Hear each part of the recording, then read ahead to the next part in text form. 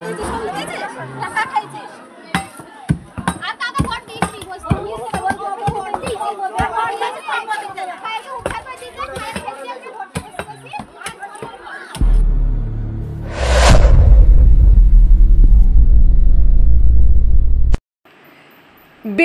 ২ নং ব্লকের আব্দুলবেড়িয়া গ্রাম পঞ্চায়েতের পশ্চিম পাড়ায় একটি কবরস্থানকে কেন্দ্র করে ফের উত্তেজনা ছড়িয়েছে। দীর্ঘদিন ধরেই কবরস্থানের প্রাচীর নির্মাণ নিয়ে অশান্তি বিরাজ করছিল।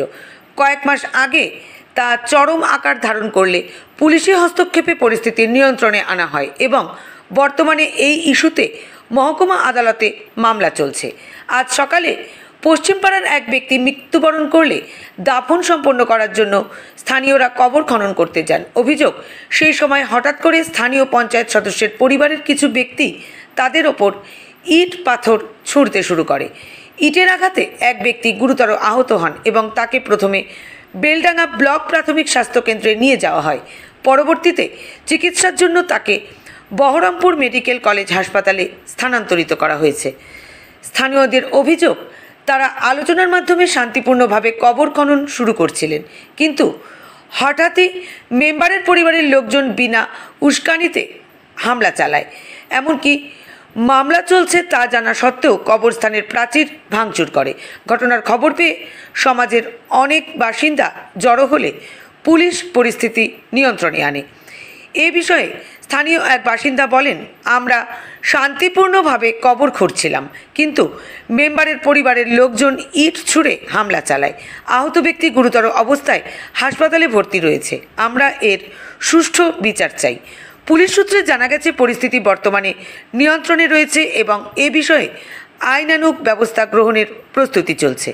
Bureau report, Bartabahi news. আমাদের আন্দুলবেড়িয়া 5টা সমাজের যে গোরস্থান, এই গোরস্থান নিয়ে এসডিও কোর্টে হিয়ারিং চলছে।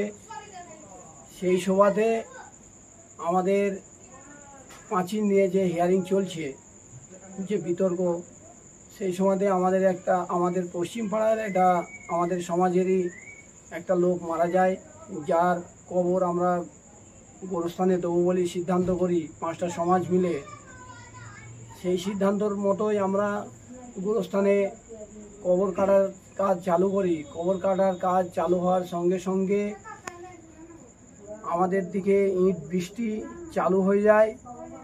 সেই ইট বৃষ্টি চালু হওয়ার ফলে আমাদের একজন গুরুতর জখম হয়েছে, যার চিকিৎসা চলছে বহরমপুর মেডিকেল কলেজে, চিকিৎসাধীন অবস্থায় এখনও আছে।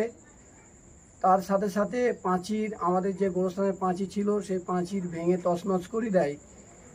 যে ভাঙচুরটা হয়েছে আবুল কাউসার বহরমপুর